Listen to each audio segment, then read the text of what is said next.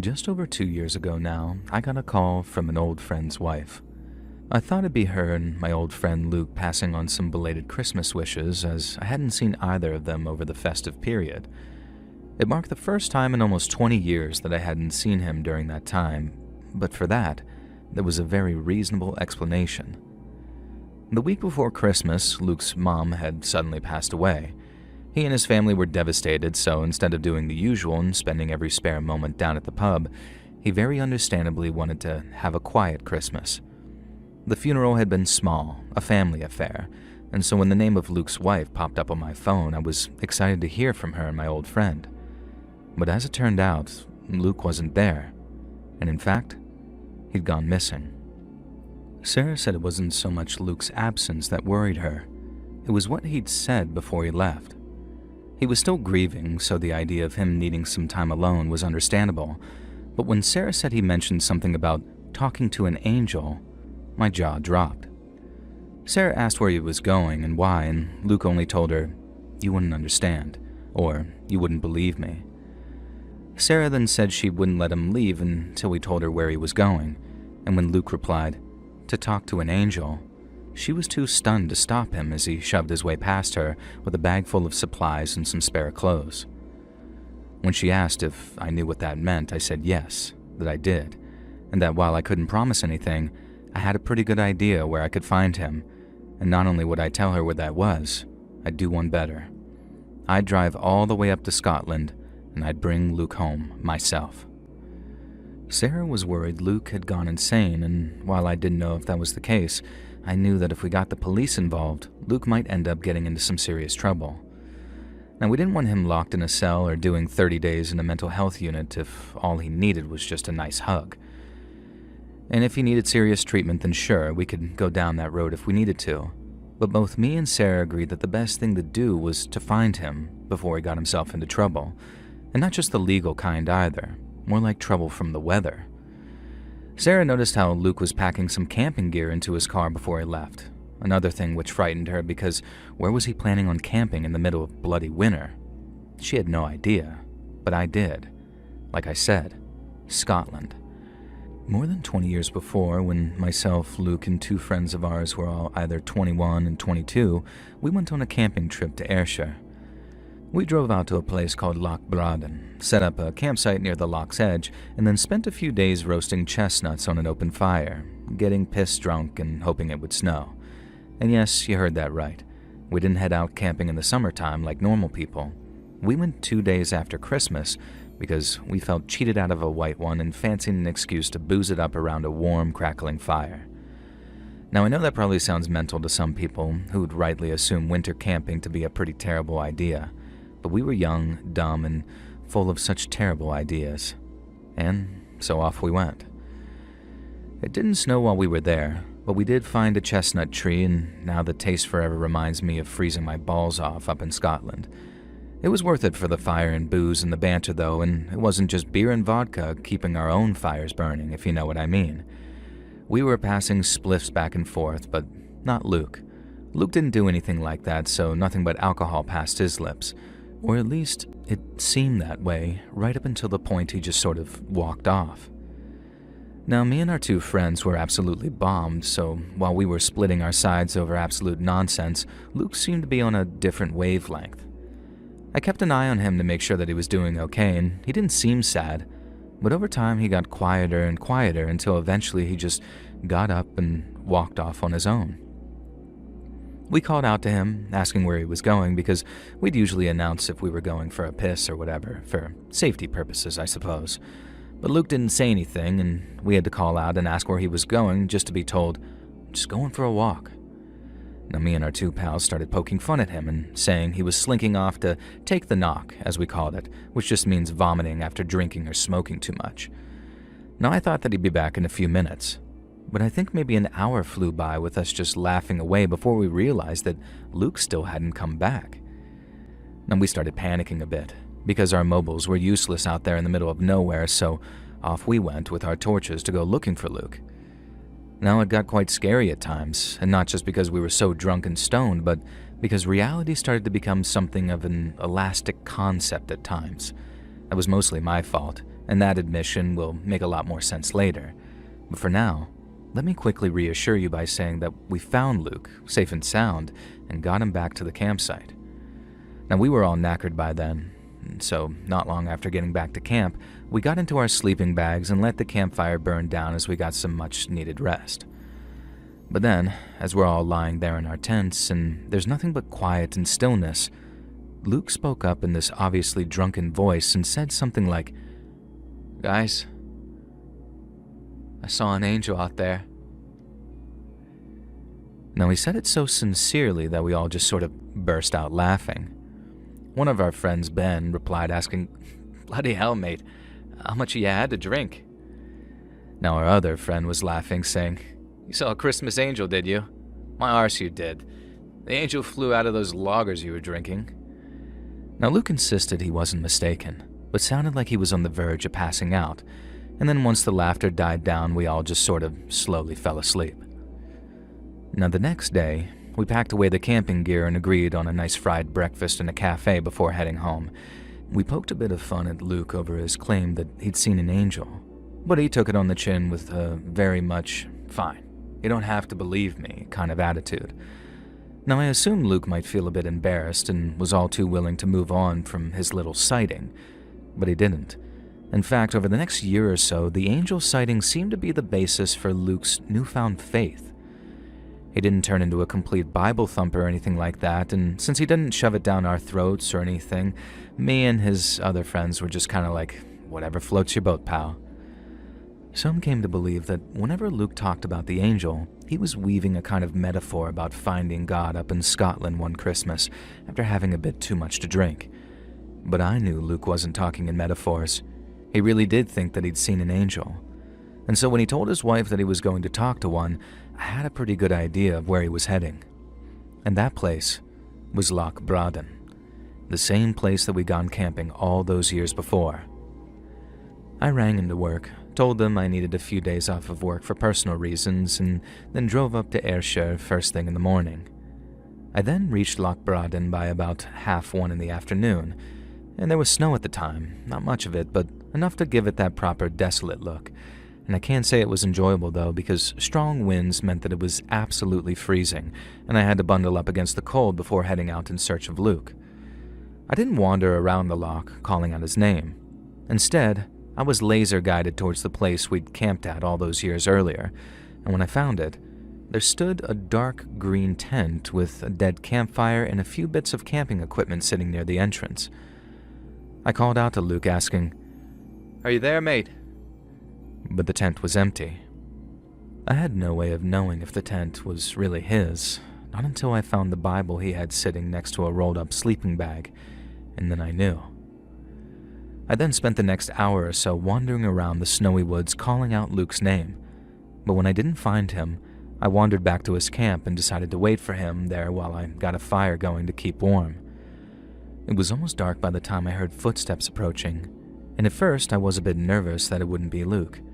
But it was, and since I already had a feeling that he wouldn't be pleased to see me, I wasn't surprised when he wasn't. No, I said something to him like, "Hey mate," and was about to offer an explanation as to why I was there, but Luke cut me off by asking who told me where he was. Now, I didn't want to get his back up by treating him like a kid. I wanted cooperation, so that's what I went with, and told him Sarah was worried about him. He didn't get angry or anything, not yet, because he knew we were just concerned about him, but Luke did let me know, and very firmly, that he wouldn't be leaving till he talked to his angel.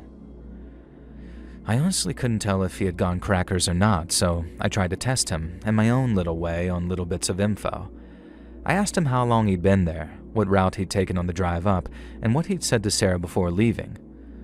All his answers seemed kind of lucid, and he didn't mention any kind of wild conspiracy theories or anything delusional like that, and he didn't go off on any religious rants either. He said he didn't expect me, his wife, or anyone else to understand, but he needed to find his guardian angel because he needed to get a message to his mum. And when he said that last part, it felt almost like a punch to the gut. Or maybe that's the wrong way of describing it, but it was just such a sad but almost sort of relatable thing to want. Like I said earlier, Luke's mom had suddenly passed away, and he was understandably taking that very badly. But it wasn't a question of what he was doing being healthy or not, or if what was happening was something much more damaging. It was a question of what Luke was going to do when I told him the truth. We had a nice long chat about the camp trip that we went on, and then touched on how his mom's funeral had been. It was nice to reminisce, but seeing him grieving so deeply was very tough. But then as we continued talking over a campfire supper and the darkness fully crept in, we got talking about Luke's angel and what it may or may not have been. Again, he was weirdly reasonable about it and didn't expect anyone to understand. It was just something that he had to do so he could be at peace with his mom's passing. But then, I asked how he'd feel if I could guarantee he wouldn't find his angel again, because it was my fault he thought he'd seen one in the first place.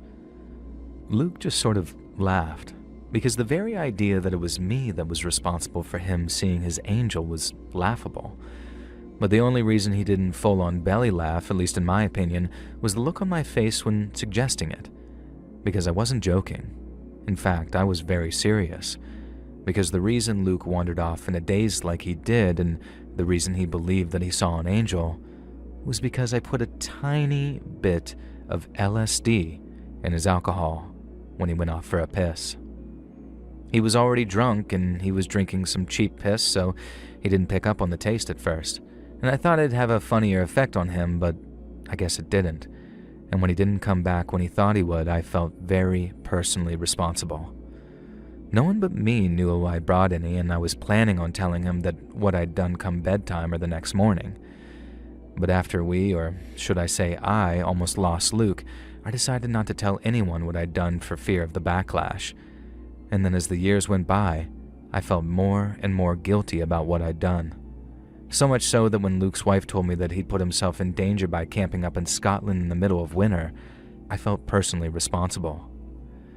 It might have only been a snort, but Luke laughed when I suggested I was responsible for his angel sighting.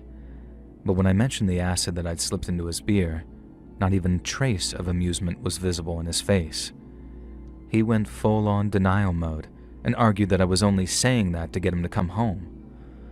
Now, I suppose I should make it clear to anyone reading this that I wasn't just making it up, and I really did put drugs in my friend's drink. My defense at the time was that it wasn't much. Enough to get him loosey-goosey, but not full-on tripping. But that's no excuse, I know that, because that one stupid joke had altered Luke's whole reality.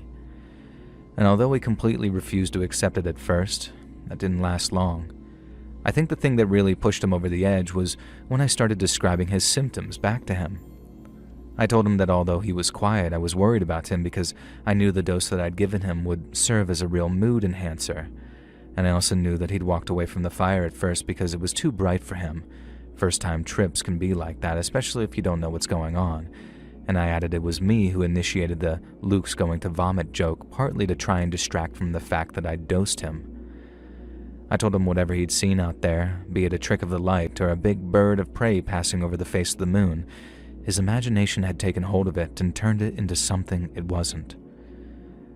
I was halfway into explaining how I knew it couldn't have been some full-on hallucination because I'd given him such a low dosage when Luke just charged me.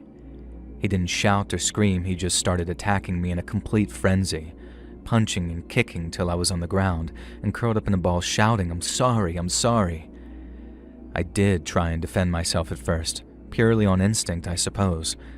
But as you can imagine, it was a complete mismatch in terms of how angry he was versus how sorry I was. And when he stopped kicking me, Luke dropped to his knees and kind of rolled me over. I thought he was going to start punching me in the face, but instead, his hands went for my throat, and he started to strangle me. I reached up to try and claw his fingers away from my neck, and then I tried grabbing his arms at the elbows to drag them away, but neither thing worked. And it was then that I had this horrible moment of realization that this was how I was going to die. Murdered up in Scotland by one of my oldest friends because I'd revealed his entire belief system was the result of nothing more than a prank. I don't think I deserved to die for something like that, but in the moment, I had a very dark sense of, I get it.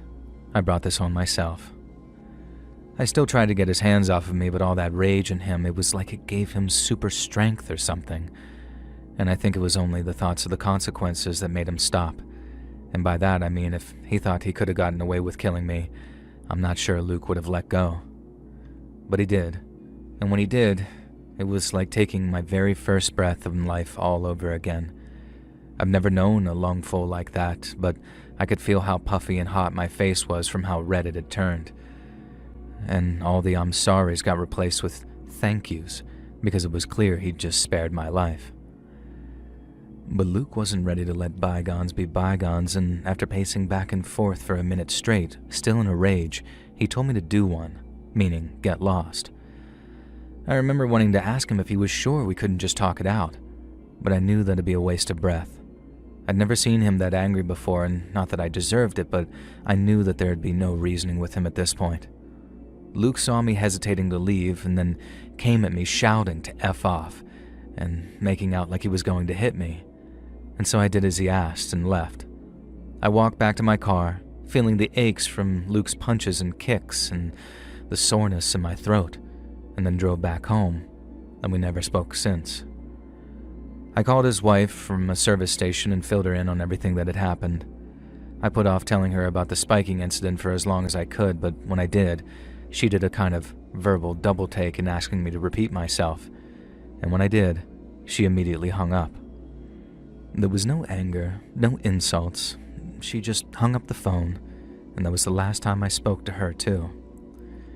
I understand why they've chosen to cut me off. I just hope that one day they find it in their hearts to forgive me, and if Luke still has his faith after I told him, then I hope that'll one day be the case.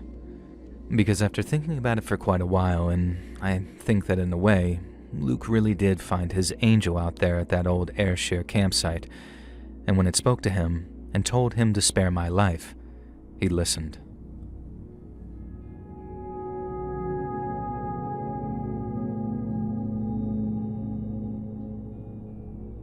My name's Allison. I'm from Seattle, and while it took me way longer than I wanted to, I'm finally ready to send this over. For the longest time, I had a friend named Chris, and Chris suffered from persistent depressive disorder. It started after he lost his job, got violently mugged, and then got really sick with some kind of viral infection, all while his relationship with his fiancée was falling apart around him. He ended up moving back in with his parents up near Richmond Beach for a while, and then after finding it harder and harder to get out of bed and leave the house every day, Chris just sort of stopped trying. He was put on various cocktails of medication in the hopes one might work, but nothing did, and for a while he just rotted away indoors. But then in early spring of 2019, Chris asked if I wanted to go get sushi. He was online a lot, which was pretty much the only way we kept in touch, so hearing from him wasn't a shock. But hearing that he wanted to meet in person, that came as a real surprise. I accepted the invitation, and while he still had a whiff of hermit about him, he seemed way, way better than before. I didn't question it. I was just too happy to see progress. But at the same time, I knew that there had to be something going on in Chris's life to prompt such an improvement in him. I'd be damned if I wasn't going to figure out what it was. The day after we met for sushi, I asked Chris what had changed, like if he'd been doing or taking something new. And he said he'd found a kind of support group that met once a week, and since he started going, he'd been feeling a lot better about life. They met in a coffee shop, but they didn't sit in a circle, doing land acknowledgments and using therapy language. It was more like show up, hang out, and just talk to people for real. And that was usually a little talk at the end by the group's organizer, but that consisted of nothing more than a poem and maybe the odd announcement.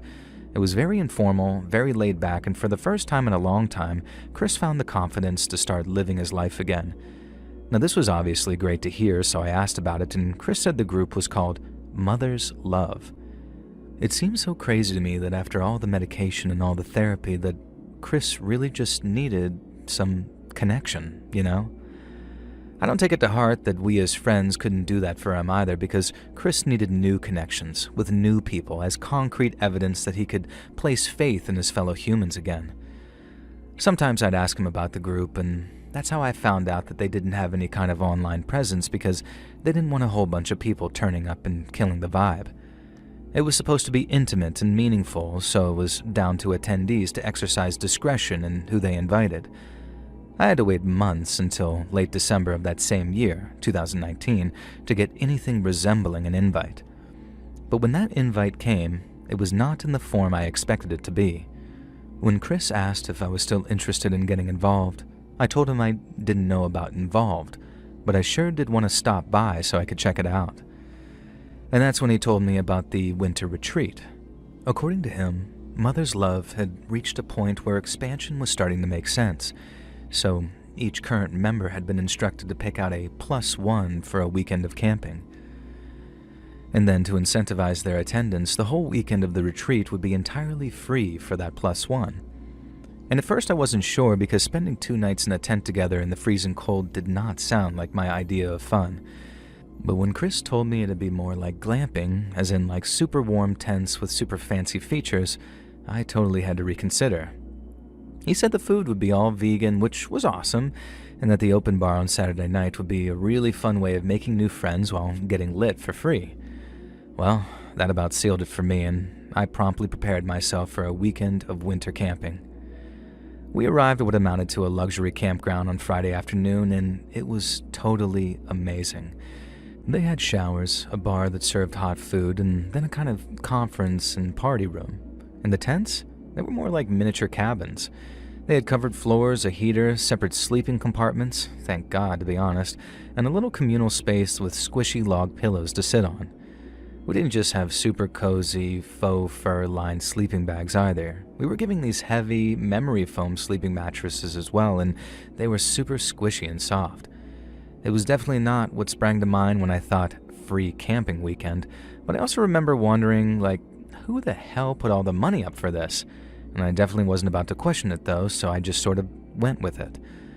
Now once we were all settled in, one of the retreat's organizers stopped by mine and Chris's tent and asked us to attend a little conference hall for the welcoming ceremony. We found about 30 people in the conference hall before Chris started introducing me to some of the people he knew. We chatted for a while, making introductions, and finally, an older lady took to the podium and asked for our attention.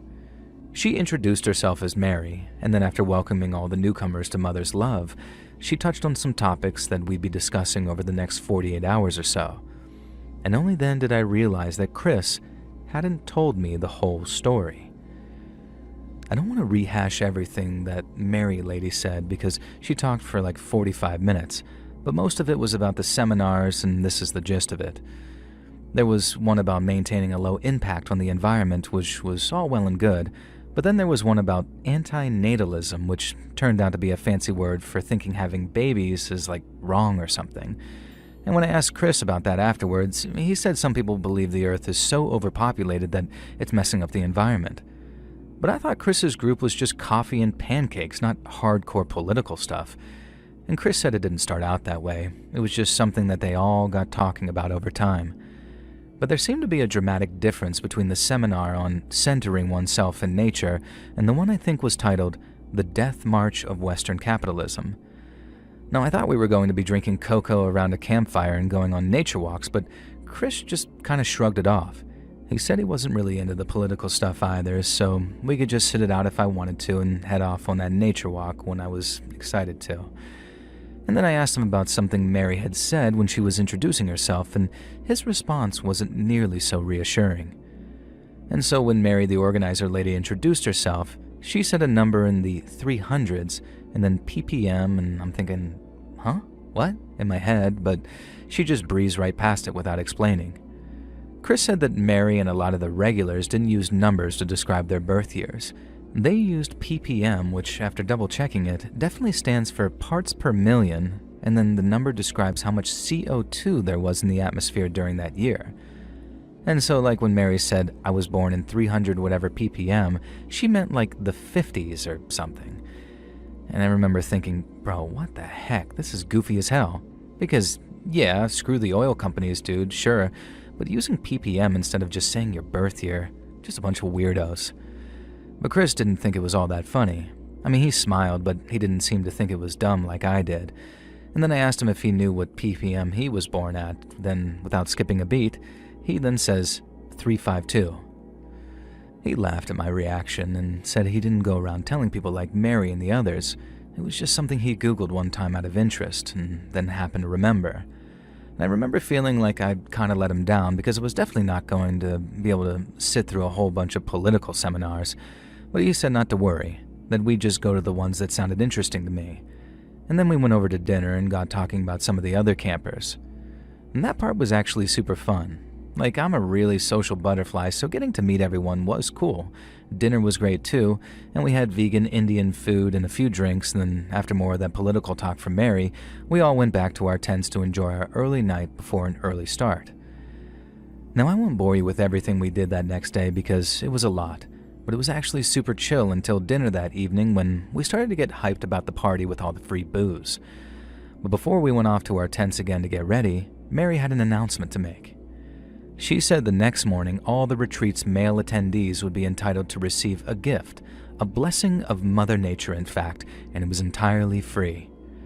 Unfortunately, the same gift would not be bestowed on female attendees, but that was something that they were looking into, and anyone interested should approach an organizer with their queries. There was a lot of confused female faces, but also notice how not all the girls there looked confused. Some of them looked like they knew exactly why, and that should have been my first big clue right there. Well, heading back to the glamping tent to get ready for the party, I asked Chris what this free gift was all about. Chris said that he had to talk to me about something, but I asked if it could wait because by that point my curiosity was burning. But then Chris said it was that very same free gift he wanted to talk to me about, and so I'm thinking, okay, go on, and when he told me, I remember my jaw dropping. Because Chris told me that free gift was a vasectomy. Now, I thought he was joking, and while Chris was smiling, it wasn't in a jokey way, more like in a this is good news kind of way. As it turns out, I had no idea this was the case till Chris went through it with me, but a vasectomy is actually a super simple procedure. Guys only need a local anesthetic, and then a trained professional can render a dude infertile with just a single needle-thin puncture to a guy's taint. It's not a major surgery, and while a guy definitely needs to rest up and avoid serious exercise or exertion, it's not like he's going to be held up in a hospital bed for a week like a woman after her hysterectomy. And so after I told Chris, no way, dude, they can't do surgeries out here, that's impossible, he made it clear that not only was it very possible, but he was planning on getting the snip, as he called it, that very next morning. And I'm like, this is a joke, right? But Chris wasn't kidding. He said what brought him so much hope was the idea no one else would have to suffer like he did. His parents had brought him into the world against his will, without ever considering whether he might be happy or not. And that was a mistake he wasn't going to repeat. Knowing he wouldn't be able to reproduce made him feel like he was doing something to solve the problem, even if it was just one small but significant act. Now, I'm sure a lot of heartless psychos are going to read this and say, Chris was making a choice about his body. How dare you try and prevent that? Well, first off, go jump in a dumpster. And while you're in there, lying among the trash where you belong, consider that I wasn't objecting to him getting a piercing or getting frosted tips or whatever. I was objecting to him getting a mother-freaking vasectomy. Oh, but what's that I hear you cry? Oh, people from the trash? You can reverse a vasectomy. That is indeed true, but then riddle me this, dumpster dude. Does the reversal involve actual knock-you-out surgery and reopening the old vasectomy scar? Well, yes, it does. And is the surgery always successful? No, it's not. And while I didn't know that till I Googled it in a panic, I sure as heck showed it to Chris when I did. And if he didn't want to have kids, he could put a damned hood on it, or the 100 other not-safe-for-work things people do to make sure their humps don't mean bumps, as they say. But no, Chris had made his mind up. He wanted his little sacred rights so he could respect his mother's love, and there was nothing I could do to convince him otherwise. But on that, he was wrong. Rather than go into the whole drama of what happened when we were drunk, I'll just cut to the important part. We got plastered on all that free alcohol, and while I tried my very best to drop the whole vasectomy objection and just enjoy our time together, that obviously proved impossible. I got fixated on the idea the root of his motivation was destructive, not constructive, and that maybe he wasn't as mentally well as he thought he was. When we went somewhere quiet to talk, I told him how he had zero clue what was going to happen in the future, and how he might well live to regret his decision, especially if reversing the process failed and he was made infertile for good. Now he's drunk and says, "What's the point? What woman would ever want to have kids with me?" And so I told him lots of women would, maybe even myself, because, like I said, you never know how the future's going to unfold. Now, we didn't immediately start making out like in the movie or anything, but I thought I actually got through to him after saying how once he was done putting himself together and had a job and took care of himself, then he was attracted enough that plenty of girls would want to date him. And after that, we hugged it out, and he thanked me for not just being his plus one, but being a good friend and giving him hope. Now, I'll admit, that made me tear up and cry a little, but I was also super smashed, so there was that. We went back to the party, had a couple of more drinks to lift our spirits again, and then we went back to our tent and went to sleep, in our own separate sleeping compartments. Now, my memory of those last couple of hours is kind of hazy, I'll be honest, but what I do remember is going to sleep with the knowledge that one of my best friends was not about to do something potentially irreversible. But when I woke up the next morning, Chris wasn't in the tent. I put on a bunch of warm clothes and went looking for him, but was so hungover that I only got a few steps out of our glamping tent before I ran into a tree and started puking while leaning against it. Now after that, and once I sort of cleaned myself up, I went looking for Chris, but found the atmosphere in the camp to be way different than before. During the previous 2 days, whenever we went anywhere, everyone was saying, "Hey, how's it going?" to us, and were generally super friendly. But when I walked around the camp that morning, everyone just sort of stared at me in total silence. I mean, they whispered and talked among themselves as I passed, but they wouldn't say anything to me, and they wouldn't return my fake, panicking but pretending to be friendly smiles. Now, I kept asking, "Has anyone seen Chris?" But no one would answer me, and it took until I found one of the organizers before I got any kind of explanation. The conference room was being used as the surgery, and I could already see a couple of guys sitting in the little waiting area through a large window, but I couldn't see Chris. And that's when I was approached by that same girl who welcomed us on the first day and was asked to return to our tent so we could talk in private. On the way, I kept asking, "Did Chris get a vasectomy?" But she wouldn't tell me, not until we got back to our tent when she confirmed it. Chris has gotten up that morning bright and early, and not only did he get the snip, but he was literally the first guy to get it done. He was actually resting in another tent as we spoke and was kept separate from me because of what a, quote, negative person I was being. Now, she was the first one who told me what a terrible person I was for not just being like, "Yeah, cool, no big deal, bud." And I said the same thing to her as I'd said to anyone else. "Go F yourself with a cactus, you psychos." Chris was a vulnerable, emotionally damaged person who needed serious psychiatric care, and then as his new friends, instead of encouraging him to get it, they tricked him into a physical solution to what was a mental problem. And personally, I'll never stop hating them for that. I'll also never stop hating them for how they let people treat me as I was leaving. I cannot overstate how sickening it was to attend a seminar on feminism in Trump's America one day, and then the next, have women just standing back and smiling as grown-ass men got up in my face and screamed the C word at me so furiously that I remember their spittle landing on my cheek. I actually thought that they were going to beat me up by the time they started shoving me and throwing rocks. They didn't give a crap that I was Chris's ride either. They said that they'd find a real friend to drive him home, and I should get the hell out of there while I still could. I was shaking by the time I got to my car with my stuff, and I was in tears by the time I had the keys in the ignition. I felt like I'd enabled one of my oldest friends to do something awful to himself, and then by the time I realized what was even happening, it was too late, and I'd done too little to stop it. Chris and I haven't spoken since. I've tried to reach out, but he doesn't want to now.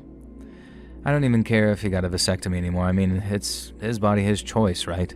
But I just wish he'd stop punishing me for trying to play the devil's advocate and convince him that a permanent solution to a temporary problem might not have been the way to go, and that weird cult that he joined is very, very weird. So Chris, if you're out there, call me. I miss you.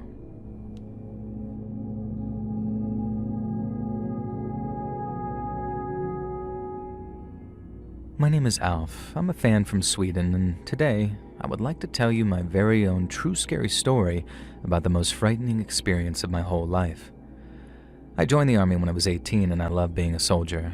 Well, when I was 23, I was diagnosed with a rare medical disorder and had to be discharged.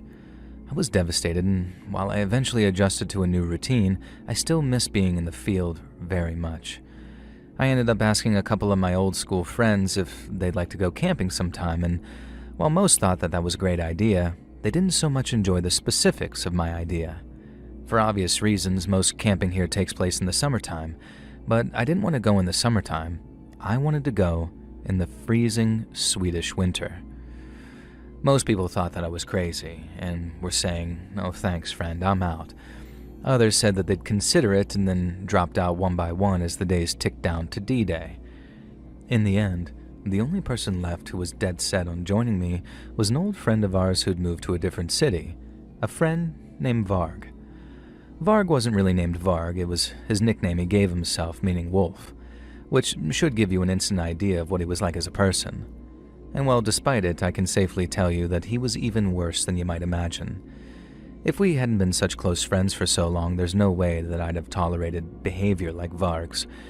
And honestly, I think him moving to Bergen for a girl that he met online actually saved our friendship, and he wasn't around to act like a jackwad anymore. He would drink and drive, get into big fights with his girlfriend, and post all about it on Facebook, and he was constantly getting fired from menial jobs for doing the stupidest things, like drinking openly on the job or sleeping on shift and then getting angry when his colleagues woke him up. And like I said, I definitely wouldn't have been friends with him had I met him yesterday, but for the most part, we actually got along quite well. We had a similar sense of humor, we both enjoyed the same sort of movies and music, and we both had a big passion for outdoor survival scenarios. And that's how I ended up thinking that just me and Varg, a winter camping trip, might actually be a good time. But one of the real pros of camping in the winter was the lack of bears, which usually hibernate between late autumn and the very late spring. Now, I still insisted that we hang some bear bait somewhere away from the camp, but it didn't help, and even though we went camping in late February, we were unfortunate enough to be found by a bear who'd woken up too early and was desperate to find food. We woke up in the middle of the night to the sound of a huge brown bear sniffing around our camp, having eaten the bait and went looking for more. We rushed out of the tent, yelling and screaming at it in the darkness to scare it away. It appeared to work at first, and the bear backed off, but then it sort of false charged and tricked me into stumbling backwards so awkwardly I actually sprained my ankle pretty badly. Thankfully, it was just a false charge, otherwise I'd have been in very serious trouble. But even though we managed to scare it off for good using the bear mace that we carried with us, we were almost out of food and my ankle was in a very sorry state. I took some painkillers and then we tried to fix up our campsite a little and salvage our food before heading back to our tent. We slept until dawn, not very well I should add, and then once it was light, Varg volunteered to find a shop somewhere so he could bring back food and some stronger painkillers. I thought that was very cool of him, like just the sort of behavior that kept me friends with him, and Varg can be a pain in the ass sometimes, but you could really rely on him when you really needed to.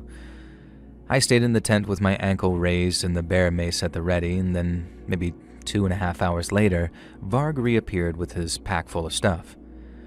Now, I thought that he'd have more than some bread, bacon, and my painkillers, but when he emptied the bag inside our tent, he had all kinds of stuff with him. He had a few bottles of vodka, a whole carton of cigarettes, dozens of bars of chocolate, and a lot of elk jerky, or what we call renja snacks. Varg also had a ton of medication with him too, but not just painkillers.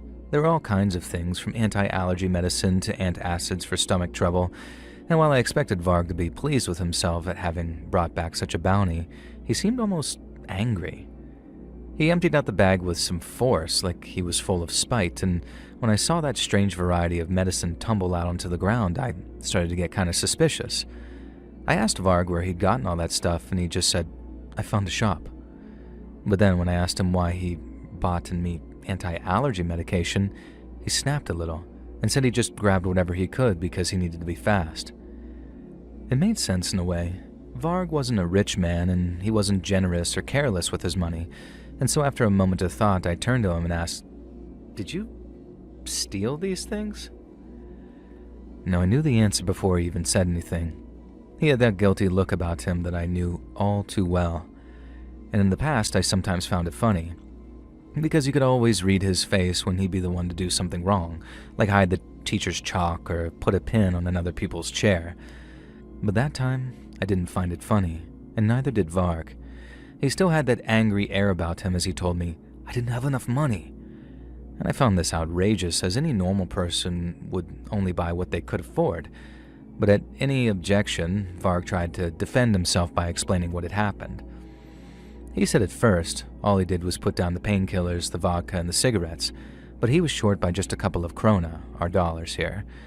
And the lady tells him he needs more money, but Varg insisted it was an emergency and she needed to accept the amount he had. Obviously, the lady saw no emergency, just a man trying to buy vodka at like 8 in the morning, and so she told him no. Varg said he offered to come back later with the rest of the money, but sensing he probably wouldn't, the woman said no once again. And this is when Varg lost his mind. He attacked the lady, beat her till she wasn't moving anymore, and then filled his pack with anything he could grab before running out of the shop. He didn't even get help from me, he just ran before someone came along to see what he'd done. I was furious, but so was he, and if you can believe it, we argued back and forth about who was in the right. Varg insisted he did the right thing for me and him, and that was all that mattered, and to this day I still can't believe he saw things that way. And don't get me wrong, I appreciate his instinct to take care of an injured friend, but what he did to that woman was unforgivable, and we argued about it for quite a while until finally he announced that he was getting drunk. Varg couldn't go back to the little country shop that he'd found, the only one for miles around. He'd have to walk for miles and miles to some other place to get help, and the cold had completely killed our little flip phones, so we needed a landline, and then since we were way out in the middle of nowhere, Varg would have to search long and hard to find one he could use. So before that, he was going to get drunk. Now, if you imagine Varg planned on getting drunk and then getting back behind the wheel of my car, then yes, that's exactly what he's planning on doing, and this sparked another argument between us. But since it truly was a case of beggars not being able to be choosers, I had to shut my mouth, drink a little vodka to help the painkillers along, and wait until he was good and ready to help me. And there came a point when there was nothing but silence. I didn't have anything to say to him, and he didn't have anything to say to me. And then as we sat there, me eating and him smoking, I noticed a little plane flying in the sky above our heads. I didn't think much of it at first. Who would? It was just a small plane, but then minutes later, I saw it fly over us again before it started circling us. Now, for the sake of nothing but my own amusement, I started waving at it with both arms as if to say, SOS, help us. I hoped it might fly straight and dip its wings or something, like a sign that it had seen us, but not a minute later, it flew away again without any kind of signal or indication. Varg kept on drinking and smoking for maybe 10 to 15 minutes, then finally stood up on very wobbly legs and said, "Okay, time to go." I remember groaning, not in pain, but at the thought of him being pulled over, or worse, driving my car off the road and getting himself hurt. But as I looked up at him, I saw someone behind him walking towards us through the snowy trees, and he had what looked like a shotgun in his hands. Varg must have seen my expression because he turned around to check out what I was seeing, and then when he did, he yelled "run," and then started sprinting away as fast as he could. I saw the man stop and aim at us, so I tried my best to also run as I heard a single shot boom around the landscape. As per my army training, I instinctively threw myself to the ground, and then I remembered letting out a scream of pain as I felt it shoot through my ankle. I got up and tried to run again, but fell down again. I then tried crawling, but knew that I wasn't moving fast enough, and so I did the only thing I could think of, and rolled onto my back to face the man approaching us, and begged for my life. I knew who it was, or at least I knew why he was shooting at us. It had to be the husband or brother or son of the woman Varg had hurt, and I was right. It was her husband.